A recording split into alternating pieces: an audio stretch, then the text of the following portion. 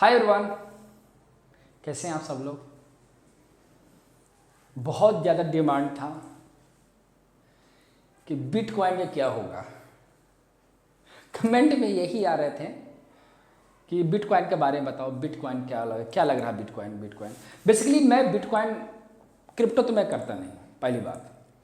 लेकिन कहीं ना कहीं क्रिप्टो का इम्पैक्ट पड़ता है और क्रिप्टो का इम्पैक्ट बहुत सारे ट्रेडर्स के ऊपर पड़ा है। जिन जिन लोगों ने इन्वेस्ट किया, जिन जिन लोगों ने ट्रेड किया, तो उनका पोर्टफोलियो तो पता ही होगा क्या चल रहा है। और क्रिप्टो बहुत ज़्यादा टूटा पड़ा है। अब बात ये होता है कि आगे का फ्यूचर क्या है। क्या इस लेवल पर हमें बाय करना चाहिए? क्या इस लेवल के बाद और भी क्रिप्टो जो है, बीटीसी जो है, और करेक्ट होगा? तो ढेर सारे सवाल हैं जिसका हम आंसर लॉजिक के साथ समझने की कोशिश करेंगे। लॉजिक देने की कोशिश करूंगा, रीजन देने की कोशिश करूंगा और वेव की काउंटिंग भी बताऊंगा उसमें। देखो, ये वेव गलत भी हो सकता है क्योंकि ये रेगुलेटर नहीं है, इसका कोई रेगुलेशन नहीं है। ये वैसे ही चलता है, ठीक है। इस बीटीसी पर किसी का कंट्रोल नहीं है, किसी थर्ड पार्टी के बेस पे ये चलता है। जहाँ तक मैंने सुना है, मुझे इसके बारे में उतना ज़्यादा नहीं है। ये जो वीडियो बन रहा है ये आपके रिक्वेस्ट में बन रहा है। मैं पूरी कोशिश करूँगा कि इस पर आपको सेटिस्फाई कर सकूँ, आपको बता सकूँ कि कहाँ पर आपको बाय करना है और कहाँ पर इसको सेल करना है। क्या हमें करंट मार्केट की जो मूव है वो हमारे आगे के मूव को डिसाइड करेगा।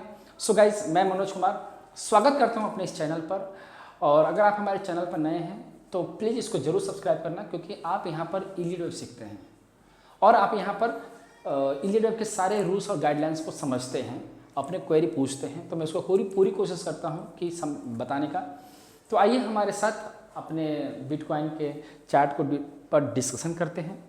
देखो, बिटकॉइन का ये वीकली टाइम फ्रेम लिया है मैंने। वीकली टाइम फ्रेम लेने का मेन पर्पज़ ये था कि बहुत ज़्यादा करेक्ट हुआ है। अगर मैं बॉटम से, जब से ये लिस्टेड हुआ है तब से, अगर हम इसको वो लगाते हैं 28 मार्च, अब देखोगे तो 28 मार्च के आसपास का रेट आ रहा है।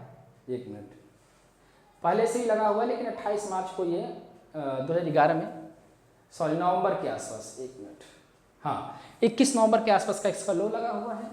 और हाई जो लगा हुआ है इसका देखोगे तो, एक मिनट में आपको हाई भी दिखा देता हूँ इसका।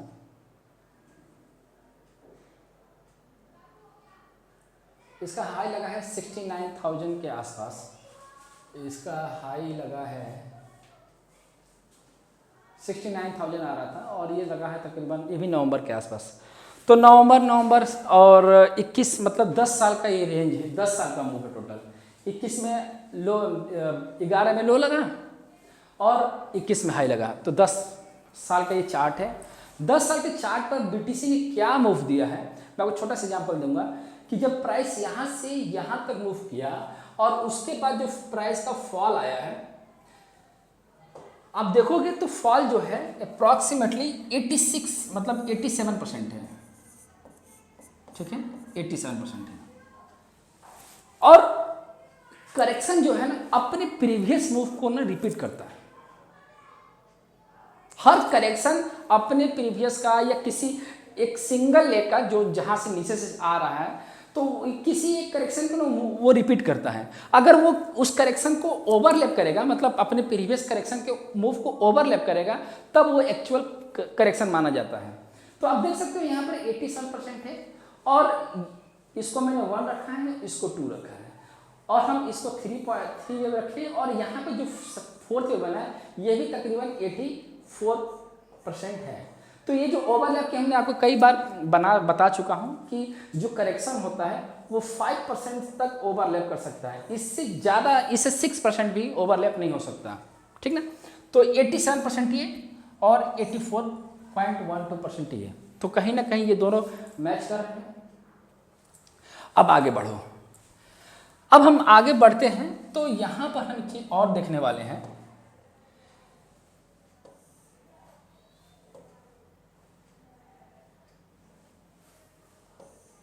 आप यहाँ पे देखो, एक चीज़ को मैं इसको हटा रहा हूँ और इसको थोड़ा सा बड़ा कर रहा हूँ और इसको उठाकर यहाँ पर रख रहा हूँ मैं, ठीक है। और हम लोग जो देखने वाले हैं इसको, तो अगर आप इस चीज़ को देखोगे तो यहाँ पर अगर हम इसको वे फिफ्थ कंसीडर कर रहे हैं, लेकिन अभी ये इनकम्प्लीट है, तो यहाँ पर जो मैं देख रहा हूँ कि ये 74 के आसपास है। आप लोग भी इसको मेजर करना, 74 है और ये भी 74 है, ठीक है। तो हम लोगों ने देखा कि ये जो करेक्शन है ये 87% है, और ये जो फॉल आया है ये भी हमारा कितना था, 84 के आसपास था। तो ये दोनों सिमिलर हो गए, लेकिन अब ये भी दोनों सिमिलर हो रहे हैं। तो जब ये दोनों सिमिलर हो रहे हैं तो जब भी करेक्शन इक्विवेलेंट मतलब बराबर होता है तो यहाँ से रिवर्सल का चांस बनता है। तो मैं ये आपको ये कहना चाह रहा हूँ कि अगर प्राइस को एक्चुअल करेक्शन में इंटर करना होगा तो वो 87% प्लस 5% कितना आएगा, 92%। मतलब अगर बीटीसी को एक्चुअल करेक्शन में, मतलब actual correction in the sense मतलब अगर इसको सच में खराब होना है, मतलब इसको सच में और ज़्यादा डाउन ट्रेंड में आना है, तो ये 92% मतलब अब टॉप से बॉटम तक 92% को करेक्ट होना पड़ेगा, 92% से नीचे जाना पड़ेगा। 92% तक ओवरलैपिंग है, मतलब ये यहाँ तक कि अगर फॉल आता है तो ये यहाँ तक का बाइंग बनेगा, ठीक ना, 92%। क्योंकि अगर ये 87% है, मतलब मैक्सिमम मैंने इसका ले रखा है, 87% इसका ले रखा मैंने, तो यहाँ से कहना ये चाह रहा हूँ कि अगर इन चारों करेक्शन में, ठीक है, जो सबसे ज़्यादा है वो 87 है, तो 87 को 5 से ऐड कर दिया तो मेरा 92 आ गया। तो अगर ये फॉल आएगा तो 92% तक हम इसको बाइंग कर सकते हैं, 92% तक हम यहाँ भी बाई कर सकते हैं, क्योंकि दोनों बाइक बराबर आ रहा है, 74 बराबर आ रहा है। अगर इसको और करेक्ट होना है तो 92 माइनस 74 का आएगा 16%, ठीक है। तो 16% और करेक्ट हो सकता है, ठीक है। तो 16% और करेक्ट होगा तो ये क्या हो सकता है, अभी देखोगे तो 80% टूटा नहीं है, मतलब 81% के नीचे 81% टूटा नहीं है। तो कहीं अगर मान लो कि अभी 20,000 का चल रहा है तो 16% और मान लो, तो 16% तक और हम इसको, मतलब मैं क्रिप्टो नहीं करता, 16% तक ये जो प्राइस है ये बाइंग बनेगा। मतलब यहाँ से हम इसको ले सकते हैं, कोई भी इन्वेस्टर या ट्रेडर इसको एक्यूमुलेट करता है तो मैक्सिमम ये, अगर ये 92% को ब्रेक करके क्लोजिंग देना शुरू कर देता है तो आपको क्या करना है प्राइस में, मतलब ये बीटीसी है वो किसी काम का नहीं है, मतलब आप इसको बाई ना करें, मतलब आप इसमें इन्वेस्टमेंट ना करें। मेरा ये लॉजिक था प्राइस और टाइम के बेसिस पर, क्योंकि कोई भी करेक्शन जो होता है वो अपने फॉल, किसी भी एक फॉल को मैच जरूर करेगा, ठीक है। और यहाँ पर आप देख भी रहे हो आप, मैं आपको दिखाना जो चाह रहा हूँ कि ये 61% तक से नीचे चल रहा है और 81% तक इसका मैक्सिमम लेंथ है, ठीक है। तो अगर ये पूरा लेंथ बनता है, मतलब अगर यहाँ से इसको रिवर्स हो रहा है, ध्यान देना, तो ये आपका 1 2 3 4 और ये 5, मतलब एक्चुअल 5 यहाँ फिनिश होगा, जो 5 हम यहाँ कंसीडर कर रहे हैं वो 5 हमारा यहाँ बनेगा, मतलब अभी सिंगल लेग पेंडिंग पड़ा हुआ है। अब मेरी बात समझ रहे हो, यहाँ तक पेंडिंग पड़ा हुआ है। और अगर मान लो कि ये 92% ब्रेक होता है, ठीक है, 92% ब्रेक होता है, तो फिफ्थ हमारा यही रहेगा, और ये प्राइस जो है करेक्ट होकर ये आपका मेजर डिग्री बनाएगा, और ये आपका ये क्या बनाएगा, मेजर डिग्री सेकेंड बनाएगा।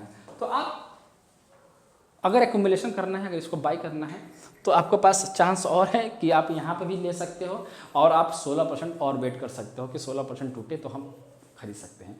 तो ओवरऑल मैंने जो आपको ये बताया है, ये आपको टाइम के हिसाब से नहीं बताया हूँ, इसको मैंने आपको प्राइस के हिसाब से, कि प्राइस कैसे एक दूसरे से वेरिएशन करता है, और उसके हिसाब से बताया हूँ। मैं उम्मीद करता हूँ कि ये वीडियो आपको पसंद आया होगा, और मैं आशा करता हूँ कि आप इस पर ज़रूर कमेंट करके बताएंगे कि आपको ये कैसा लगा, और इसमें आप क्या पूछना चाहते हो, क्या जानना चाहते हो। तो मिलते हैं अगले वीडियो में, तब तक आप अपना ख्याल रखिएगा। Thank you so much everyone.